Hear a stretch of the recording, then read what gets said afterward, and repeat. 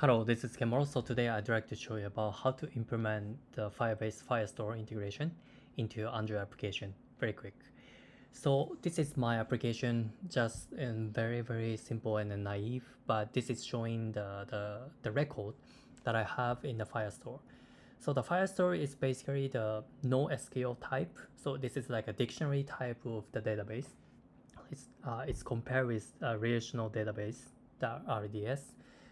The Firestore has this kind of dictionary type. It's called the collections and the document. So in here, I'm kind of subscripting this items collections, and inside there's a two document. One is the name one as a name one, then another one is the name at name 3.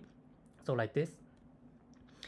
So the good thing about this is when this is very the snapshot. So if I change the value to the name 4, let's say, here on the application side also it's have snapshot listener. So whenever the data is updated, also the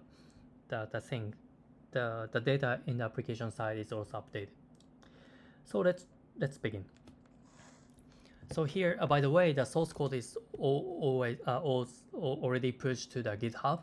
So if you just want to copy and paste, yeah, of course you can do that. However, in this video, I'm going to briefly explain how to implement this and integrate with the Firebase.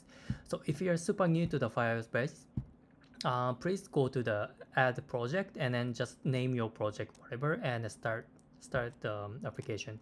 So to me, it's already created the Kotlin Firestore project.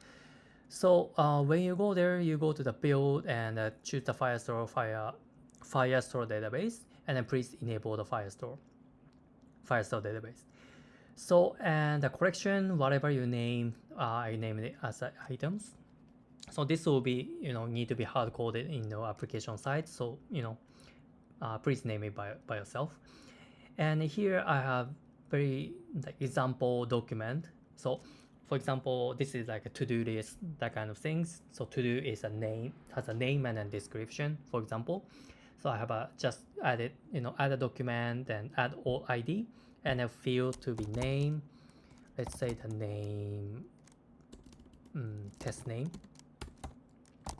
1, and add field the description to be my description, something like this. So now it's added the new the document. By the way, on my application side, it's already reflected this update. So how to implement it? This is very cool, right? So it's kind of real-time update and a snapshot listener. It can be written in my application side. Okay, so I'm going to go through the project just quick. By the way, like I said, the source code is already in the GitHub. So just please go and take a look, just copy and paste. That is also okay. But to just explain, so what you need to do first, you need to connect your Firebase project with your Android application. So how to do that? So the add app and hit the Android. And this you need a package name. So where is the package name? Package name is in the Android and the Gradle file in the application level Gradle file. Inside you have this namespace, or this one ID is the com.example.firebase real-time one. So for me, this one is the package name. So just copy and paste and put it there. This one you can just leave it as blank, or you can just name whatever you want, and then just you can skip this and then hit the register app. So after that, you will download the Google services.json. So please keep it and add the Firebase SDK. So you need to put the dependencies for your Firebase SDK to your Android app. So basically, you can just follow that, or just you do whatever what I do. So just put the root Gradle file. You put this line, the Google GMS, Google services, and on application side, you need to add the Firebase bomb like this, and then also the SDK for the Google Analytics and the Firestore like this. Follow, but you can also follow the this. Okay. Okay, so now you are ready to connect your application. So just make sure you go to the project and under the app, so the whatever you downloaded from the Google services.json, you just drag and drop in the app folder. So I already did. So I already have the Google services.json. So please do this step. So now you are good to go. So please go back to the Android and go to the app. This one. So I basically only have one main activity file. So by the way, I'm using the JetpackCompose for this project. JetpackCompose is basically you don't need the XML file in the res layout. You can of course do this with the XML file styles, but however, for this tutorial, I chose the JetpackCompose type of implementation. So let's just briefly go through what is written in the main activity. So this is the whole application. So by the way, manifest, Android manifest like this, the main activity is the only activity that I have in this application. And this one is the main, and also the launcher is shown when this application launched. So go back to the main activity. I have a few dependencies: bundle, log, compact activity, compose.set content, compose.foundation layout, full max size, scaffold, text, composable, modifier, and the lazy column, items, get values, observe as state. This one is the theme and the Firebase Firestore. And these things are live data, mutable live data. So because I'm using the ViewModel styles here, so I put the Firebase ViewModel as a ViewModel, and the database to be the Firestore get instance. So ViewModel will be fed to the view. So all the data fetching and everything is handled by the ViewModel, and the view will be here. It's basically just showing the whatever the ViewModel contents. Okay, and inside there's an item. So the ViewModel has a database, basically the connection, and the items to be the item. Item is I created ID, name, description. So this is aligned with this Firestore.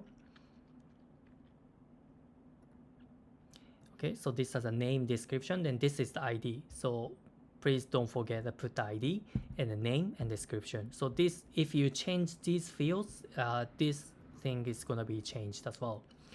So this item is the list and the mutable live data to be the inaccessible private variable. However, this is the public variables to be the items. So this is kind of like common things that you do with the ViewModel. So just you can just copy and paste. So you just just take it. And when the ViewModel is in it, db.collection. So like I said, the database has collections, which is basically you can think as like tables.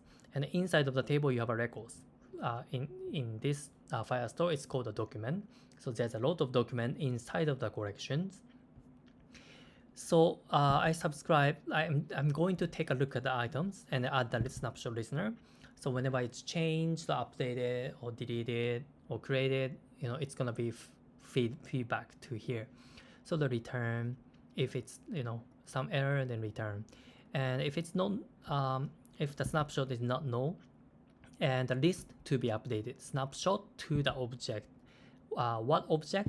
Basically the item custom object like this, and then I update the items of value as a list.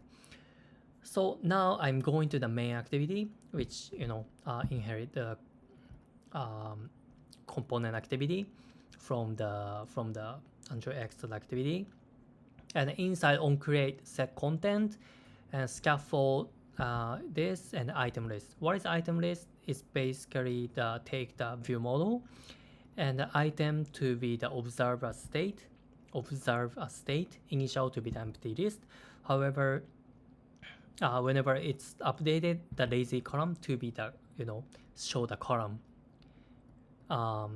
in the column direction. So basically show the list.